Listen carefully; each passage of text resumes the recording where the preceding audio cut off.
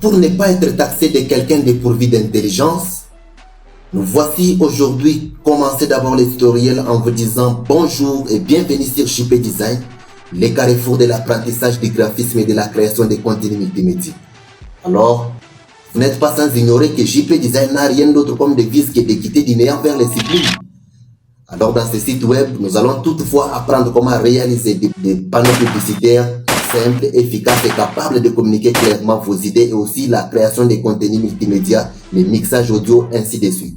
Aujourd'hui, nous nous retrouvons pour une œuvre de grande envergure et en vous affirmant que JP Design n'est pas un diseur de bonne aventure. Par contre, quelqu'un qui a le vouloir de pouvoir partager les acquises comme connaissances que nous avons afin que vous puissiez aussi devenir professionnel comme nous. Il est important de pouvoir encore suivre cette troisième édition de la formation Tout savoir sur Photoshop. Et si vous voulez bien comprendre ce de quoi nous sommes en train de parler, retournez d'abord sur la version en arrière pour comprendre comment Photoshop a débuté, c'est quoi Photoshop, la maîtrise de certains outils, et vous aurez maintenant la chance de bien comprendre ce que cette troisième édition est en train d'expliquer. Est-ce que vous êtes prêts? Ouvrons les nez dans l'affaire et avançons avec la chose. Merci.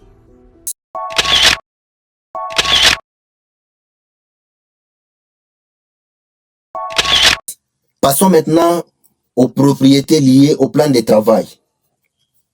Par exemple, nous cliquons sur créer. Nous avons ici, lorsqu'on veut créer un plan de travail, je peux être là sur impression. Comme vous connaissez déjà quand est-ce qu'on peut utiliser les différents menus pour créer des plans de travail. Moi, je clique, je reste sur impression et nous allons comprendre ce qui se passe. Donc, je disais, c'est quoi les pixels? Les pixels, c'est les plus petits éléments d'une image numérique. Donc, on peut prendre l'exemple d'une mosaïque. Parfois, chaque petit carreau de couleur est un pixel.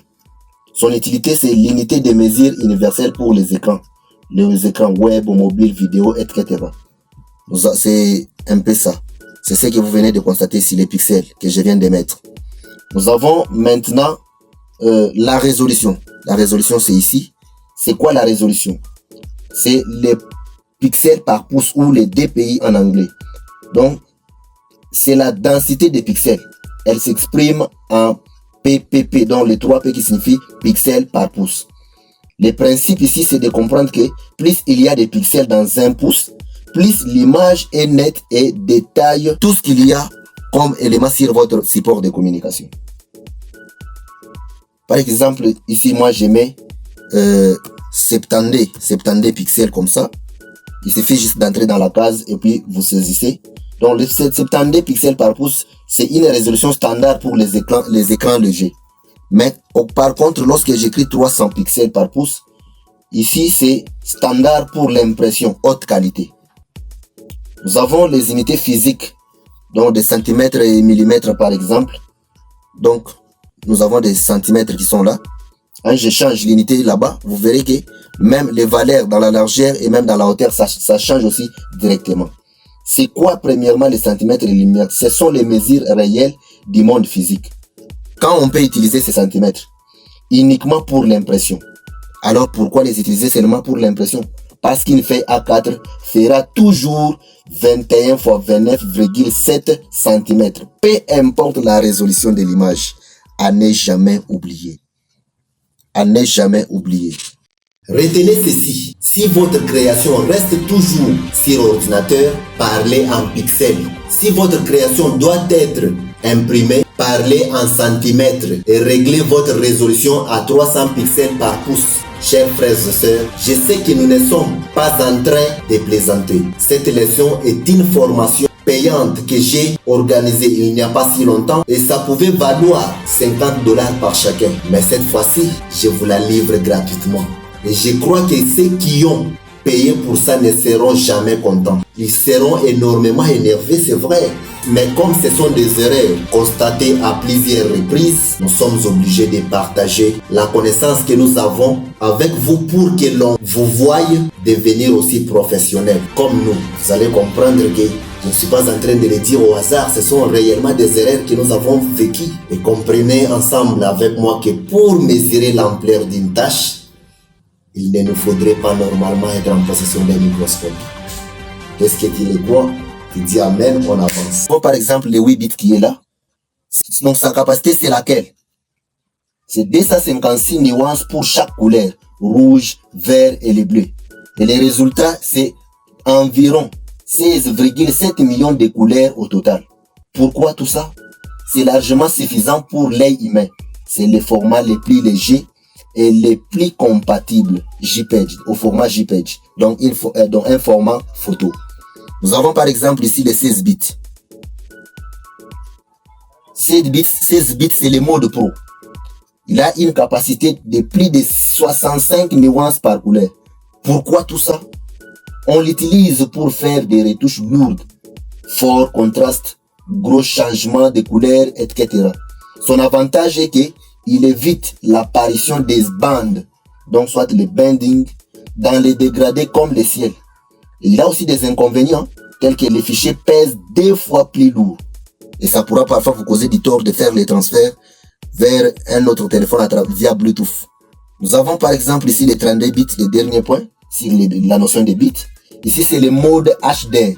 Son utilité, c'est qu'il est utilisé uniquement pour des travaux très spécifiques comme la 3D ou les photos à très haute dynamique lumineuse. HDR, la plupart des outils Photoshop ne fonctionnent pas dans ce mode. Dans 95% des cas, choisissez RVB et 8 bits. Si vous travaillez sur une photo de haute résolution ou de haute qualité, pour une retouche par exemple très poussée, passez en 16 bits pour garder une image lisse, puis repassez en 8 bits pour l'enregistrer.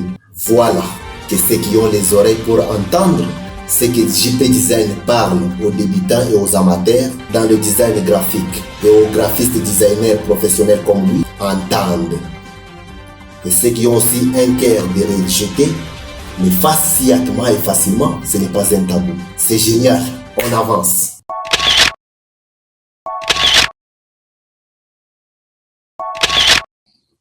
Les options avancées des couleurs qui sont ici, nous avons les profils colorimétriques.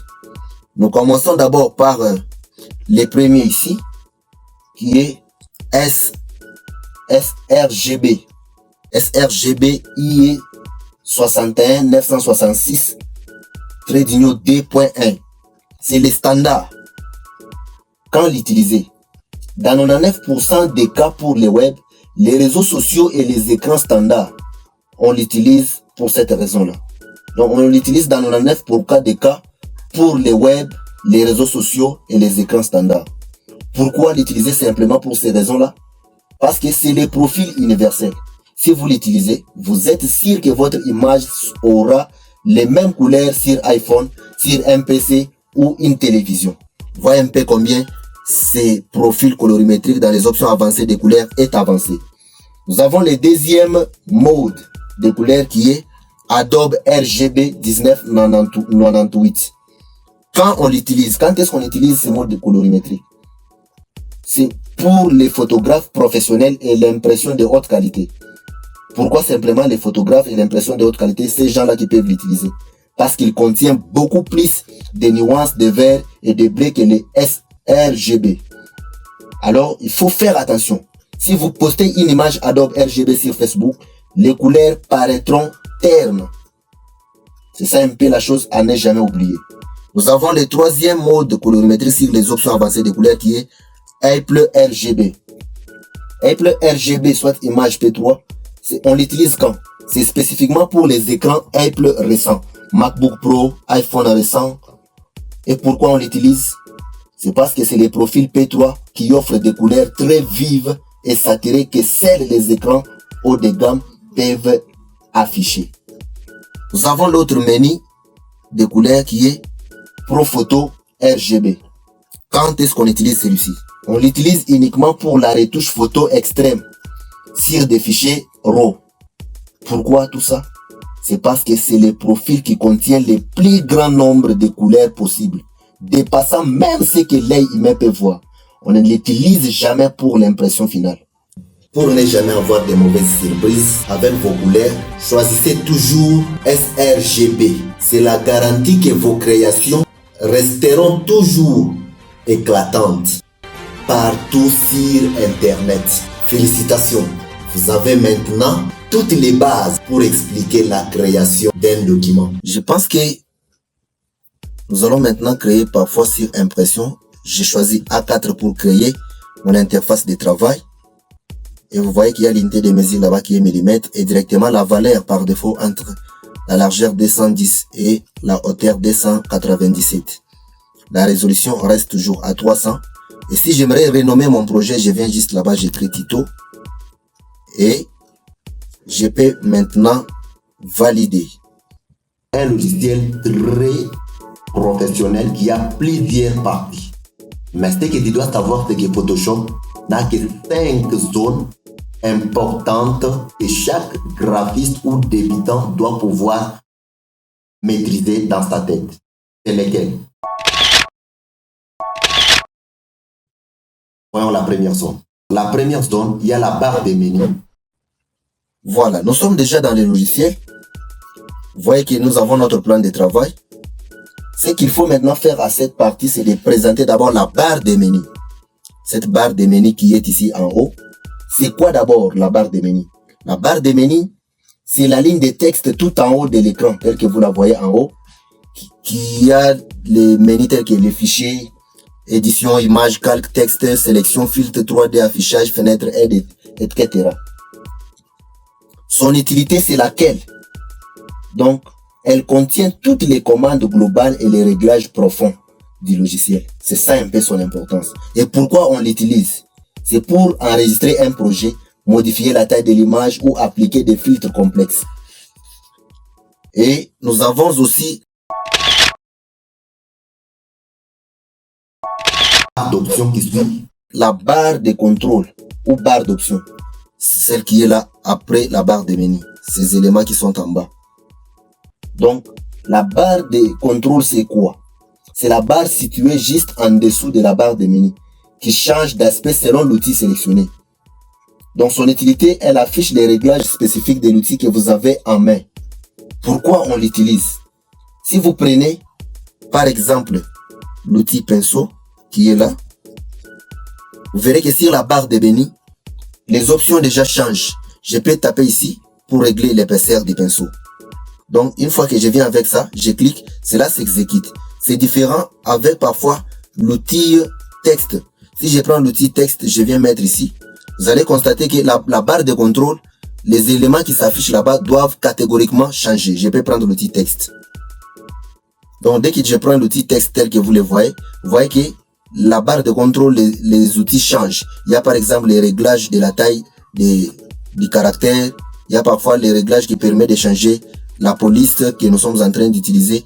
Donc tout ça c'est sur la barre de contrôle, c'est ça son importance. La barre de menu gère l'ensemble du logiciel, tandis que la barre de contrôle personnalise l'outil que vous êtes en train d'utiliser. Nous venons de le constater en utilisant l'outil texte et l'outil pinceau. Vous l'avez vécu.